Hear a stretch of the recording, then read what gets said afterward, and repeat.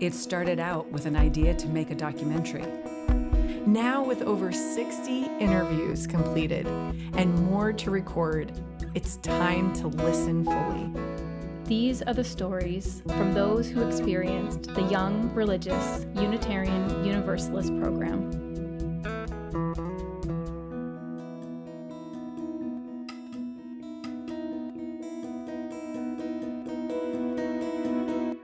Hello, and welcome to episode 3 of the YRUU podcast. I'm Dawn McKechnie.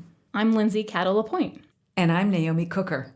Our featured person today is Anna Sale. You may recognize Anna from her podcast, Death, Sex, and Money. Like me, Anna was a participant of YRUU, but not necessarily a leader in YRUU. But what was so exciting about Anna was her story of how she uses her media work now based on her upbringing in the Unitarian Universalist faith in West Virginia. Lindsay and I traveled to the West Coast to meet with Anna and another one of our interviewees' homes, Lila Abraham. It was great capturing them talking briefly together about their upbringing while looking through old Mugbooks. A big thanks to Mark Lousteau, who guided us towards asking Anna to be interviewed. This is often how this process unfolded. I was born into it. I was dedicated as a baby. My parents both grew up as Protestants. My dad Presbyterian, my mom Methodist. And they started going to a Unitarian church in Nashville, Tennessee in the late 70s. I think my dad went first after a divorce, and then he met my mom, and then they started going together. And then when they had their first babies, we went there, and then we moved to West Virginia, where there was this fellowship that had been chugging along, powered by a lot of engineers who'd come to work in the chemical plants in the region. So a lot of atheists and skeptics who formed this fellowship. And so we were part of this church my whole life, and it certainly wasn't the predominant culture, but it was very important to us.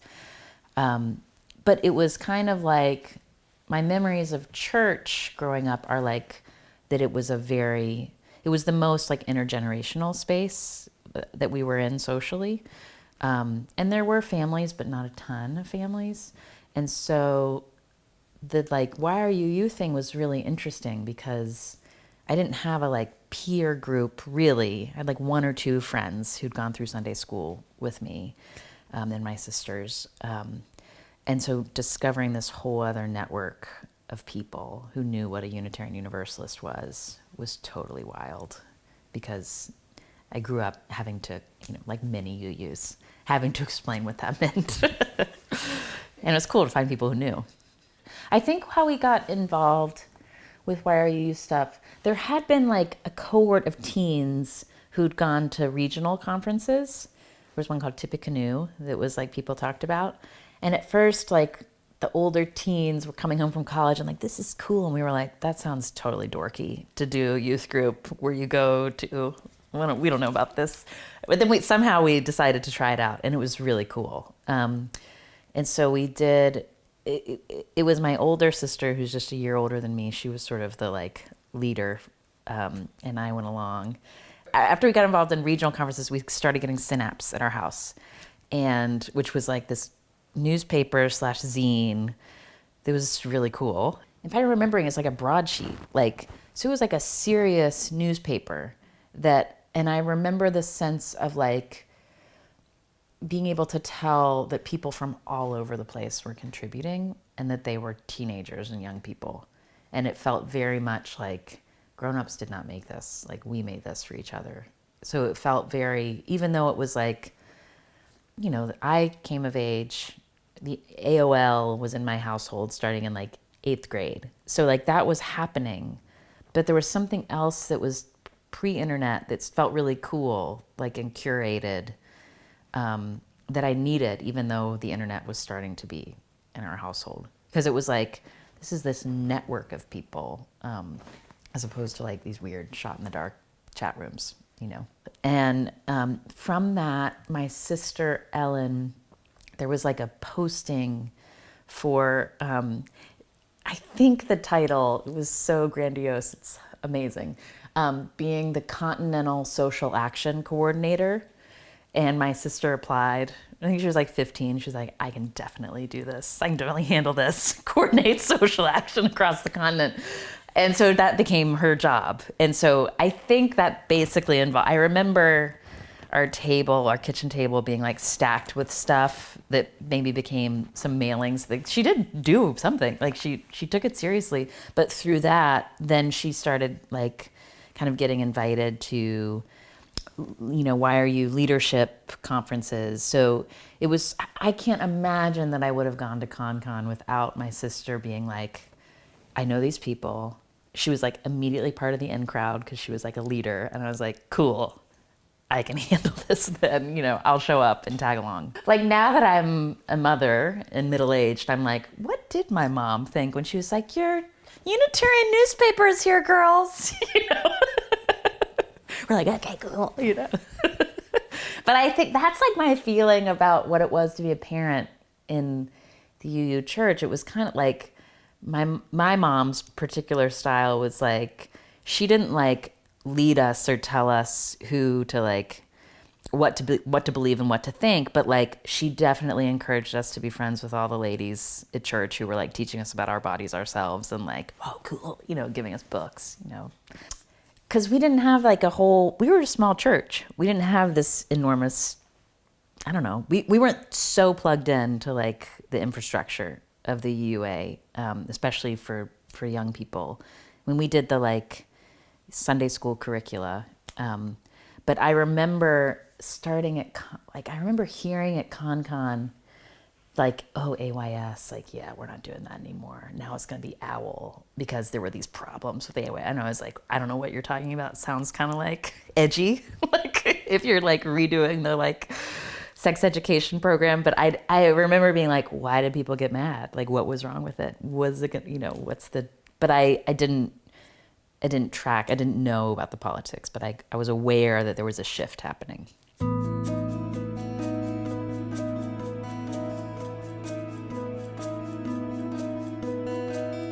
For a teenager, I'm like 15, 16, like, what's my way of presenting? That's actually the feeling that I remember is like, where do I fit in this?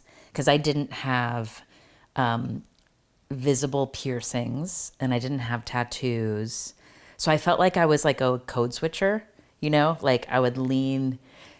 I was like, at home, I was like a really good student who like worked at a bookstore cafe. So I was like a, I don't know.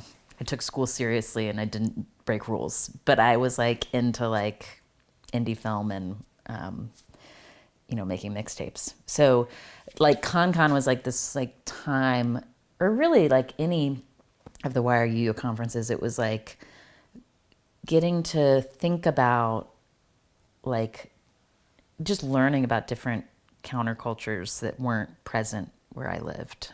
But I remember what workshops. I remember a workshop, I don't know what it was about, but I remember we talked about sex a lot in this way that was like, felt really informative. And like really safe, even though there were, like, I remember there being grown-ups in the room, but it was mostly young people.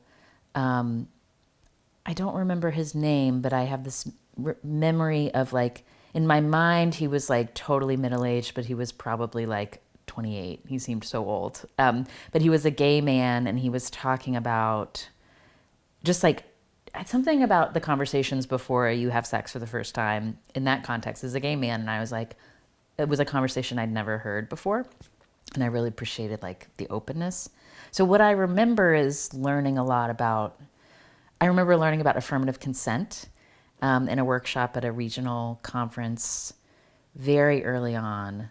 Like, it's not just that no means no, like yes is what means yes. And it was something I hadn't heard before. And I was like, oh, this really makes sense. And thinking about that. And then I remember what I just like, the memories that have the most sort of sparkle is like how you would go from these like hangout conversation experiences, and then you would go to a worship, and you would do like, the movement, like the chanting and movement, and you're like in community. And it was so, it's unlike any social space I had been in or been in since. Like, it was so powerful, And then you're like in the same space where you do that, like maybe 2 nights later, and it's like the dance party. It's just like this really broad spectrum of really intense experiences, that like, it's stunning to me thinking back. Like, I felt like insecure in where do I fit, because I was a teenager. Like, I remember that feeling, but I never felt, I felt like really safe, which is kind of wild. Like, who feels like you're in like a very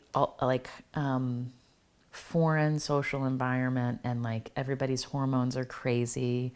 Like, it didn't feel like a high school party. It felt very like collegial and safe. That was my experience.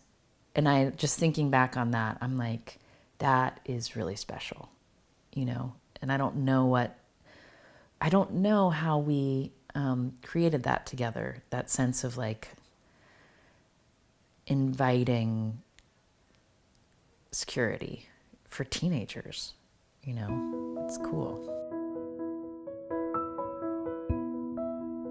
The grown-ups, the adults who were there were like celebrities, like you sort of, in my memory, I can kind of picture them, like it's not like they were like facilitating or leading or telling us what was going to happen. But when I picture a few adults, I kind of picture them like sitting on the floor, but like a bunch of people kind of at their knee in a circle, like listening, even though they're not trying to dominate the space. So they were like really like camp counselor vibe in like the best way, without like telling you what to do.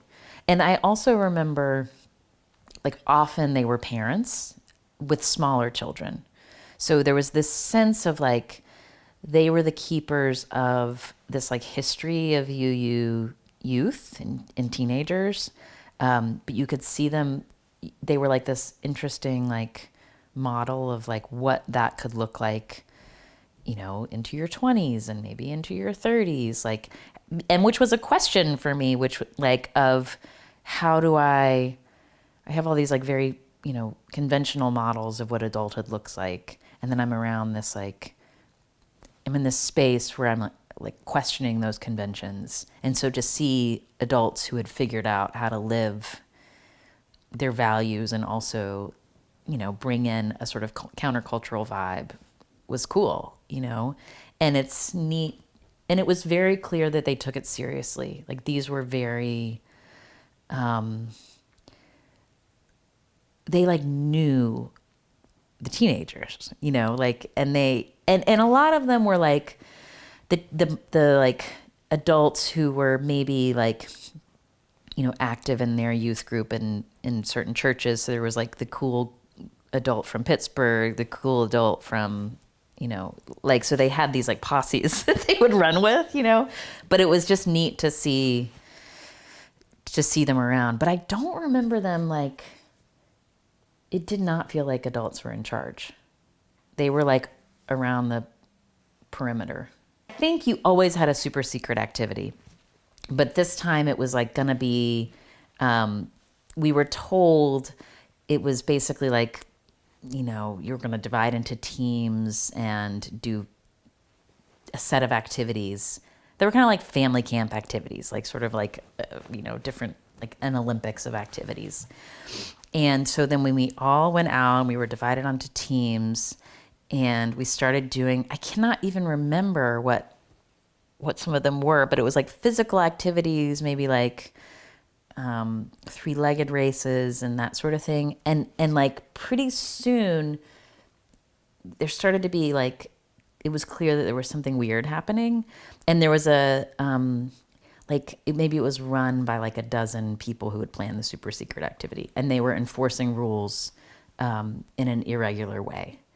And it was like, and so then I was on a team that like things were made easier, where we were like set up to win. So at first I was like, this seems cool, like, but also like, this is weird. Like, what is happening here? And maybe it went on, I don't even remember it going on that long, but I remember it not taking long for people to start getting really upset. So then what I really remember is like the debrief part, where we're all back in the conference room area in like a big circle.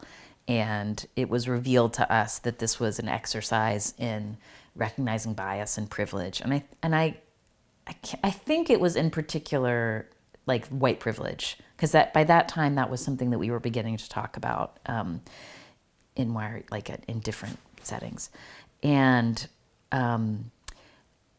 what I really remember is a good friend of mine who was kind of like real sort of like mascot of like joy at conferences, for whom I had this sense that like conferences were like where he felt free and a real deep sense of belonging. I remember him breaking down into tears and being really hurt and feeling betrayed. And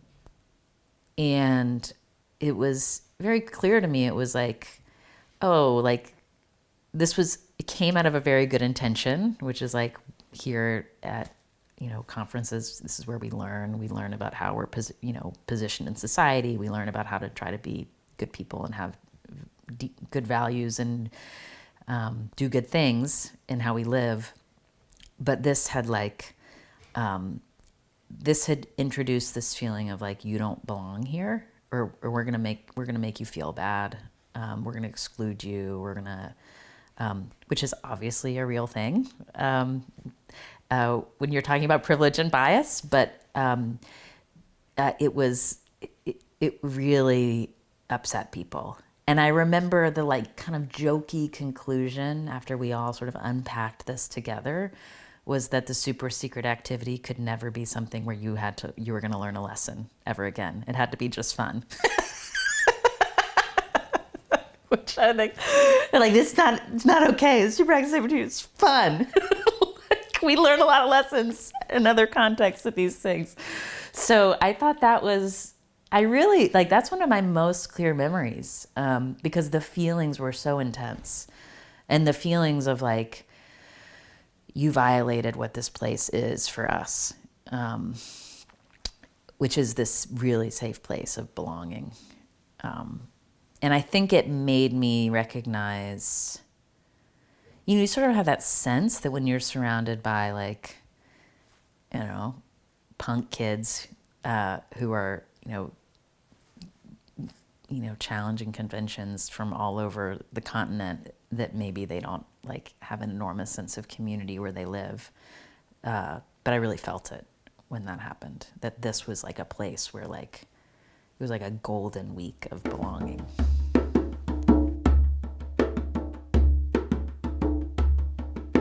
We will return after this message. Thanks so much for all your amazing support for our documentary. Your help in so many ways is super valuable as we keep moving forward.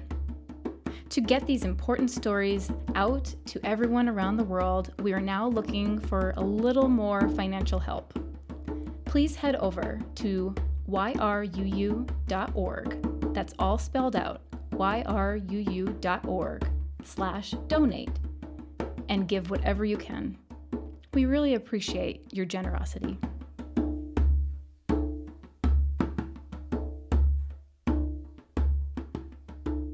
So I graduate from high school and I leave West Virginia and I go to Stanford, and immediately I'm just like, this place is weird. And I feel like when I think about the like major narrative thread of my 20s, it's like feeling out of place and trying to find community. And I think that it felt so urgent because I had felt that, I had felt that,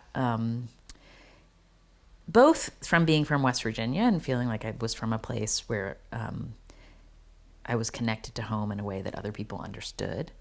And then also through YRUU stuff where it's like you can go out into the world and find your people in unexpected places, like a Boy Scout camp in Oregon or whatever, So I would like, when I would feel really like disoriented, I would like go back to church. Like, so I went to church when I would come home, and it's actually where I met my first husband. He was like also in a period of like, who am I?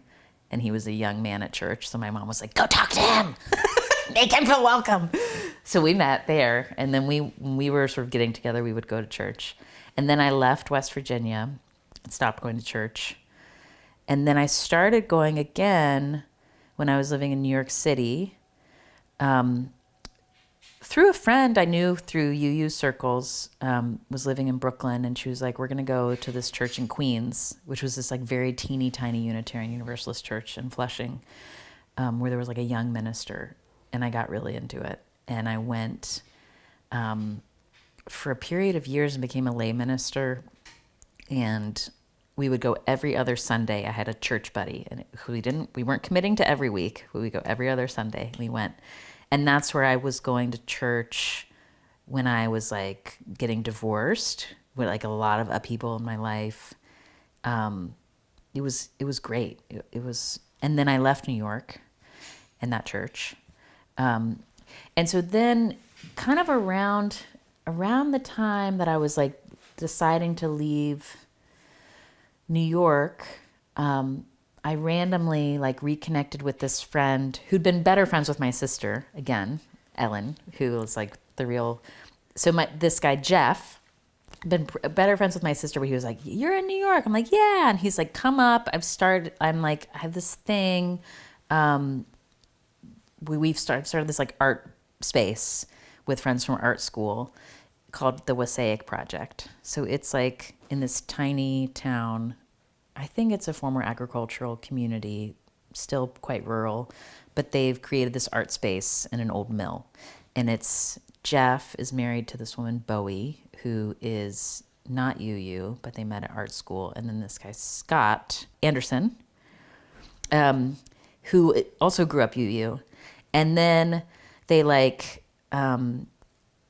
and he's married, I don't think to a UU, but it was like this weird discovery of like kind of UU people intermixed with like art people. And the thing the Wasaic Project became known for was this 2-day festival. It was totally free. And there was like bands and gallery showings and film screenings. And you came with a tent, and there was a pancake breakfast in the morning that the people who ran the organization did. And it like really felt like a conference. Like it had that feel, but it was like weird to put my like finger at, because it was like all these people who came up from like Williamsburg and Greenpoint, and like, so it was like New York City hipsters meet UU. It was cool. It was awesome. And I was like, wow, this is right here. And so then through that, I met them. I helped them make it was cool. I helped them I did a series of interviews at one of the festivals for them, and really liked talking to the people who'd come to the town, and then talking to like the volunteer fire department that was selling like hot sausage rolls and making money off and just like what the vibe was with like, what do you think about this? All these people coming into your town. And then in 2013, I was still living in New York, and Scott, who I'd met through the Wasaic Project, who's a former UU, or who had grown up UU, maybe still considers himself UU, Scott reached out and was like, I'm head of programming with my wife at Star Island. Do you want to be the theme speaker for the week? I think you'd have a lot to add. And I was like, this sounds cool. Why are you thinking I would be good at this? I hadn't written a book. I was like a random public radio reporter covering politics in New York City. And it was, he was like, no, I just really think that you you've got some, like, what would you want to talk about? Like, I think you could talk about like listening and how you do your work. And it was this really incredible, I just really like thinking back, I felt very seen and sort of like, we think you could do some cool stuff. What would you do with this space? And so I was the theme speaker for that week on Star Island. And it was as I was like in the process of formulating what would become my show, Death, Sex, and Money. So it was like, I really think of that as like, that's where I was dealing with a lot of, and thinking about some of the big ideas of what I wanted to make. And I made a lot of friends that week. It was awesome. And who I've stayed in touch with. And I just talked to somebody who was like a long time, would bring his family for that week at Star Island. And he was talking about like that particular summer feeling like that was like a passing of the torch between the generations, you know? And I didn't really recognize that at the time, but I think Scott was young, you know, like, and then they picked this like youngish, you know, perhaps not battle tested theme speaker, you know, to trust that you're going to pull off something cool. With a bunch of teenagers that like, it's more like, I think her sensibility is cool and she's got good taste and they can play music. Like you got used to that sense of like, we're going to pull something off together. Like, will you do this? You know? And, whereas like so often when I think of other opportunities in my sort of media career, it's been like a boss saying like, we will let you try that, you know? And yeah, it was cool. Early 2010s was a period of like, in my life, right? And I had moved to New York City. My first marriage was falling apart. I was like not sure if I loved living in New York. I wasn't really fired up about the news that I was covering, which was a lot of politics and political campaigns. And so I was at this like pivot point where I was like, what's happening here? And so the first like part of that, what I would think about, you know, is like a real period of like searching. And a big part of that searching was going to church in Queens every 2 weeks with my friend Danielle. And it was like very cool. Like when I think about what we were both going through, she was newly in recovery, dating on the apps in Brooklyn. Like, you know, I was like, what am I doing? Like, I thought I had all this stuff figured out and now nothing's figured out. And so we would drive to Queens, go to church, drive back, like unpack together. You know, she's getting all these like new like life like frameworks through recovery meetings that she's sharing with me. I'm like taking it all in. So then I'm like I was asked to be a lay minister, which was really cool. It was like another opportunity to like sort of like write and think about values in a way that what had drawn me to public media and covering politics, but I had felt like I'd sort of had to sort of get away from that when you're part of the churn. So I really liked that experience. And it led me to be like, oh, maybe I'm just supposed to be a minister. Like maybe this is what I'm like. When I think about the things that feed me, maybe this collection of things, maybe media is not quite right because there's not enough, I don't know, there's not enough like, and then what, you know, with all the things that you dig up. So that was part of the mix. So I'm like, that was a period where I definitely started Googling like, how does one become a minister, you know, and where would I go? And I remember looking at all the, what's the one here? Star King. I remember looking at Star King. I remember looking at Harvard. I remember like being like, how can I go to grad school and not have to pay for it? It's just like, I don't want to go in debt to become a minister. So I remember being in that like puzzle of just like, that seems the pieces of what give me a sense of purpose seem like they would be fulfilled if I took that route. And then around then, it's like it's all of the same period. I'm like, I met my husband, my now husband, so I'm in this relationship. I'm like thinking about where we're gonna live. We're thinking about, like just everything was up in the air. And then I did this series of talks in Star Island, and it was just really, I think what I came back to like, can I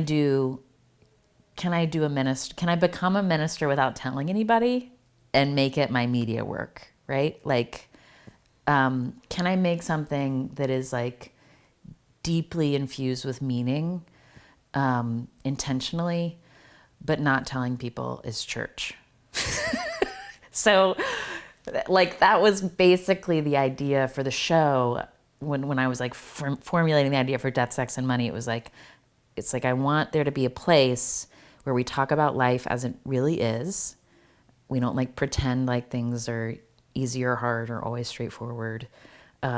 Where we like, but with a sensibility that's like, with a convening sensibility. So like an idea that like, I'm not going to offer you life hacks to make your life better. What I want is that feeling of like, if you listen to this, you will feel like you're not alone in this path, but there's lots of different ways to go on this path, which is so UU, right? Like, it's like, whatever you believe is cool, just come together and believe alongside us, like that was really the feeling. Cause it like I wanted, because also being a like newly divorced person who's trying to think about if I want to be a parent and like what I want my like, what these enormous choices that I was like grappling with, I wanted to like really honestly like survey what the trade-offs were of different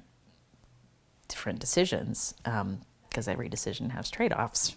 So that was sort of the like thinking, and I didn't use that language when I was pitching the show. I didn't mention church. I did mention agnostic, I think, as like, this isn't a show that's going to have a point of view about how you ought to live, but it's going to be a show that explores how we live.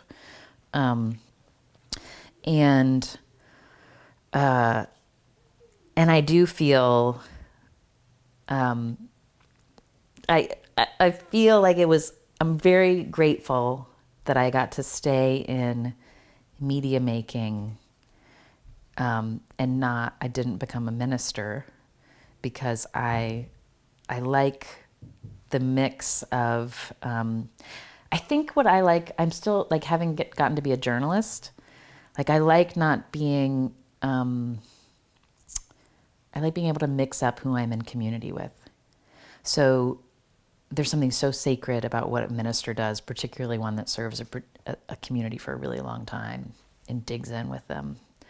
But I really like being able to be a little bit of an explorer. I was walking my dog, and I was like, how do we have conversations about the stuff that we like have all these euphemisms around, or we pretend like they're not, really the things that fuel our decision making, from like, whether we want to make more money, whether we don't have enough, whether we want to have a family, be in relationship, get divorced, etc. And what does it all mean? And then I thought like death. I was like thinking about eulogies and like at the end of our days, what matters about the story of our time here. And then I just thought of the name Death, Sex, and Money, and it made me laugh. I was like, do I have the nerve to suggest this? And I did. And then the whole time I was like pitching the show, I was like, do I have the nerve to really do this? And then I was like, I do. So who's been your favorite interview that you've done? How can you pick? But Oh, let's see. Most proud or, yeah. I mean, there's so many. So many Yeah. Yeah, I can't choose between. I mean, I think the thing, like I've made it, it's been a long time now. It's like 9 years. And so now I feel really proud of the body of work, you know? I can think of, like, I feel really just like so grateful I got to interview Bill Withers and John Prine before they died. I got to like be in, getting to talk to Jane Fonda about like why she divorced Ted Turner is like, that was cool. And that interview was like at a very important time in my life when I was like reformulating what kind of woman, and how I wanted to think about the sacrifices I was willing to make for others and what I wasn't. Like, that was like a gift of a conversation.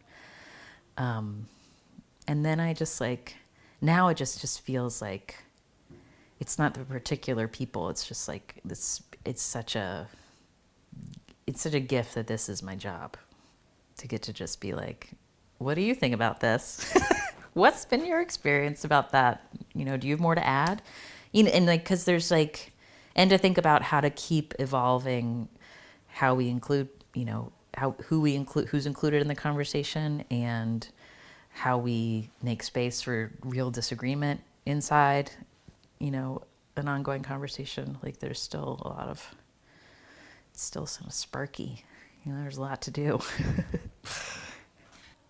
Hard things are, I struggle with hard things. I struggle with, I mean, one thing that I think a lot about with YRUU spaces and UU spaces is like, like talking about income inequality and creating spaces where, like, there's a lot of diversity of experiences as far as access to resources is like, it's hard institutionally, and it's also hard as a, like, personally. Like, I've had that experience in my life of like, you know, you get married, you have kids, you live in a neighborhood, and there's this narrowing of who's you're in an intimate relationship with, and that can make like talking about money and what you have and what others don't, talking honestly about that hard, and awkward.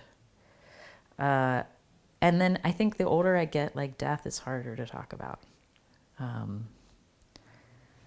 Because it's like not a intellectual exercise, you know, it's like a, like, so I think that's like, when I think about what like being in community as a teenager, there was just like a space to like unpack the things that I was going through in that very intense period of like transition. Now I'm middle-aged and I do not have that space. I don't have a space to talk to a community of people about like, what's it like now that like your kids are in school and your parents are getting older, and like, you know, just like, who are you now? You know, the way that I experience that sense of community is like, oh, I guess I'll get a newsletter about perimenopausal women. You know, it's like, but I'm not in like community around it. And I notice that because I have had times in my life when I was in community in a really intense, intentional way. Hi everyone, it's Lindsay. I wanted to jump in here to tell you that we are having a con-inspired connective retreat November 20th to the 22nd on Cape Cod in Massachusetts. This is co-directed by myself and Reverend Jason Lydon, with our weekend musician Matt Myers. Many of the people you will hear on this podcast plan to be in attendance and even help lead some of the activities. You too could be a leader. We are looking for you to submit your ideas now by April 17th. When you head to our website, yruu.org, click on Connective Retreat. It's time to connect. See you there. What I'm interested in is not like religion, and what I'm interested in is not even like religious or spiritual practice. And I think, like, I'm more interested in, it's like, very broadly, and this also isn't always explicit, but it's like who do we say who we are, and what are the parts of our life that align with that, or that like are in tension with that, and let's like pull it apart a little bit. And maybe I think if I had said, I'm Anna Sale, I'm a Unitarian Universalist, and this is my like journalistic set of questions coming from this tradition, it's sort of like, it takes too much explaining, you know? It's jargony in a way for like, so, but I do think, so I use words like, you know, I use words like community a lot. I use words like, you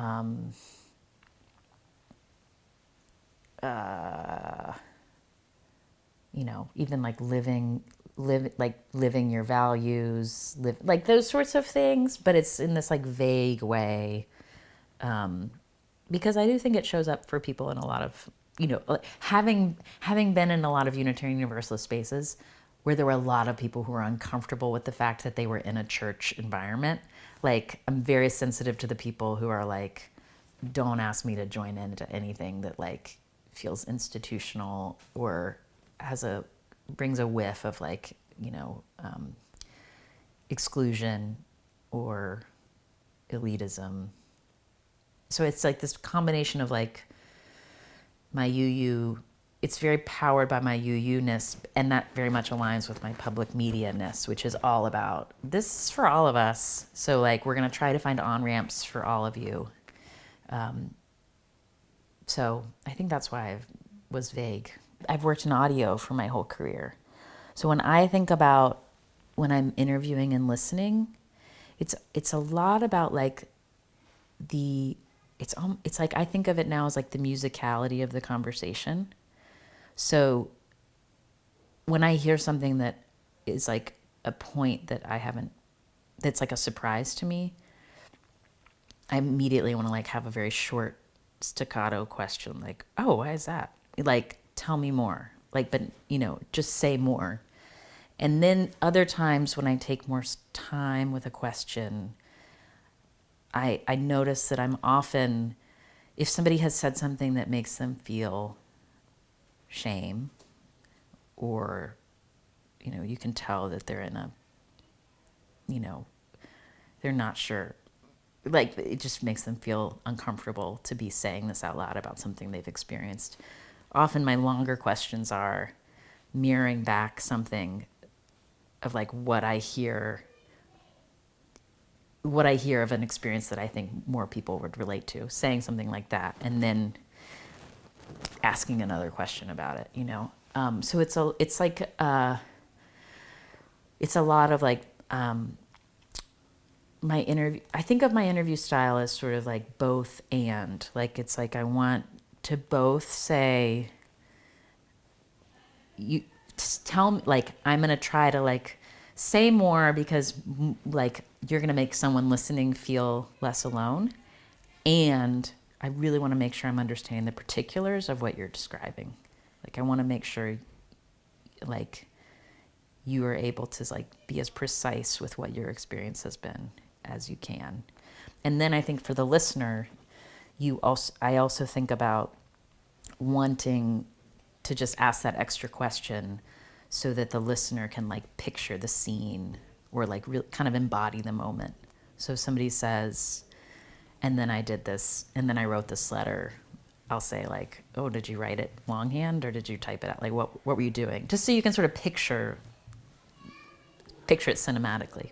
Reflecting on like what I took from my time as a teenager with YRUU, and like tracking influence is difficult because like it's like, you know, that was like that was part of the mix.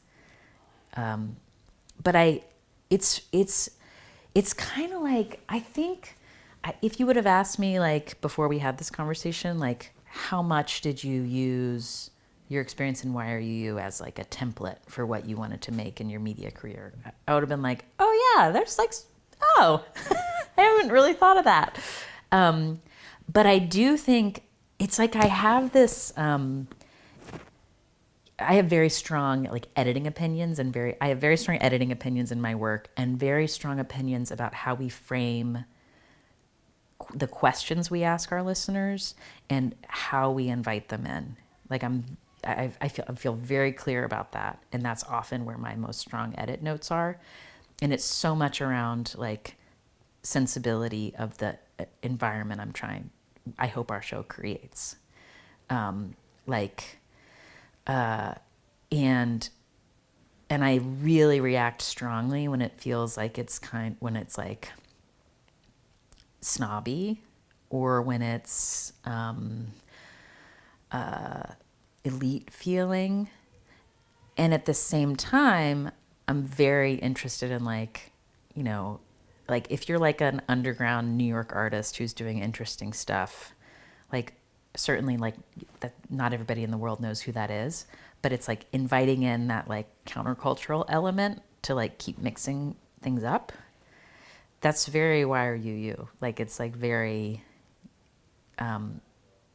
it's very like I think of, when I think of the work that I love, that I feel most proud of, it's like safe, it's convening, it like feels like a community, you feel invited in, and also it has that like little edge of coolness, and that's totally like YRUU. Because it's not just like milquetoast, come on, kumbaya. It's like cool too, you know?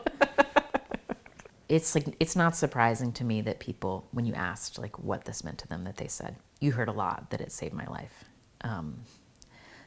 And it's, the first feeling I have about that is like, wow, what a special thing. And then I feel profound sadness about how just our whole culture has changed and how we don't know how to figure out ways to show up with each other and invite people together, you know, like it's just like a muscle that we've let atrophy in a really devastating way.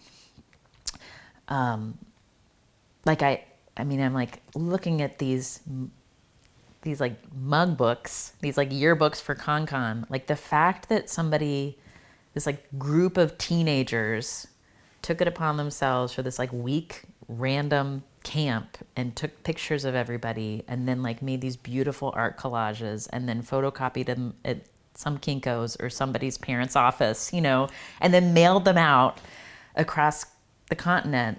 And I have them in my attic like 25 years later. Like it's like that effort doesn't happen in the same way. And I'm like, why not? It seems, I think that I just think it's really hard to be a teenager right now. And I think that we have culturally let the very surface connections that digital culture has enabled like take over. And it's left a lot of teenagers profoundly lonely.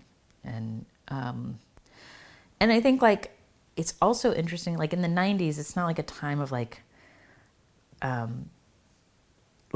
teenagers were struggling in the 90s as well, you know, like it's clear. And I feel like in looking at who I was there with, like I want to know how many are still with us and who has died. Because the other question I have is like, of my generation, particularly being from the part of the country that I'm from, like who got caught up in opioids and who died of a drug overdose. So I think, what do I think? I think like, I mean, I host a podcast for a living. Like my work is creating community by like putting out a digital wave file and asking people to be back in touch And in some ways it's not, it is like a real sense of conversation, because people do share things and then we share it back with people, but we're never in person together. And what's lost when you're not in person together? It's that sense of like really embodying that it's a real connection and you're really not on your own, you know? And I think that feeling, like adolescence is so hard. It's so hard because your brain is doing crazy things. You're trying to figure out your own identity separate from your family of origin. You're desperately looking for a slot and also don't want anybody to tell you which slot you're supposed to fit into. And like to be in community with teenagers who were like all figuring that out, like, and also were nice, was really, it was cool, you know? I don't know why they were so nice. Like, it's interesting. I don't remember, it may have happened. I don't remember like bullying or like exclusion or like, you know, mean girl stuff or like, I don't remember any of that. I remember there were definitely like cool kids, like the stars of YRUU. You're like, that person can play acoustic guitar really well. And I was not one of those. I was like more hang back, but like there wasn't, but even then, like I kind of felt like I could maybe like sit down in a circle next to anybody and it would be cool, you know? Like where I grew up in a city, a small city in West Virginia. So it's like both, I felt like it was a very, what you might picture as like a typical suburban environment where there's soccer fields around the public high school and, you know, we went to like, I don't know, like got the dollar menu on McDonald's after school in high school, like that kind of thing. And then I also think of like, it was the 90s and I was like working in this like bookstore cafe. So I was like, I don't know, indie film, like I just it was like this mix of being aware that you were like in a part of the country where wealth didn't exist, where wealth was extracted, and also feeling like a typical mid-90s white American family, and also growing up in the Bible Belt as a Unitarian Universalist, like was a way of like, I always understood myself as like not totally part of the dominant culture, even though I looked, you know, if you looked at our family, there was no way we felt we were othered. But I always, like, I was the one who like wrote a like, you know, sharply worded op-ed when the coach at the junior high, like athletic reception, like did a very like Jesus-y prayer to start us off at the public high school, or at a public junior high. It's like, that is not appropriate. Separation of church and state, you know? So I guess I think that like growing up UU in West Virginia was like very, it's very central to like my identity formation of like both being like, I have a lot of my politics and a lot of my political concern is about places that are left out and places where resources and labor is extracted and the people aren't taken care of. And I also have a sense of like, you know, this sense of like the value of community as you don't tell people how they ought to live their lives. Like that's what I really feel like I came away very clear on as a Unitarian Universalist, that like we don't have to agree on whether there's a God. We don't have to agree on what we call this place where we show up. Some people call it church, some people call it the fellowship, like, but we do all agree that like doing this together and being in community with one another makes life better. And that's really core to like the work I want to do in the world.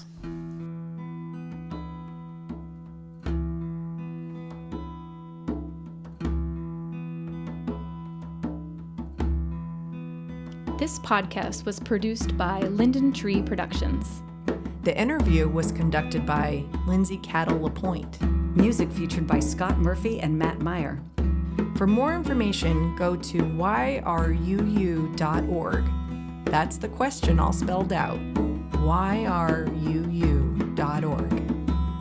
Don't forget, our documentary, YRUU, is available to watch now by renting or buying it through Vimeo. Please subscribe and review the podcast. It'll help more folks find this content. Thanks.